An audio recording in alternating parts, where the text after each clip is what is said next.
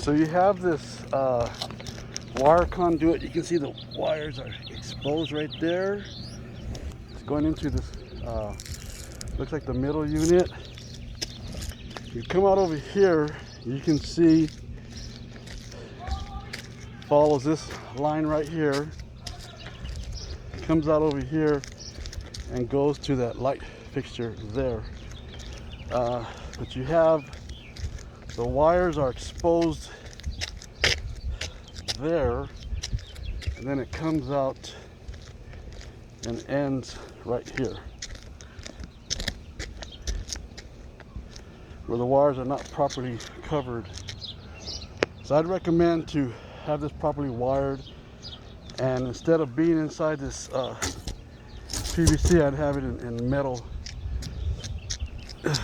conduit, pipe conduit for electrical.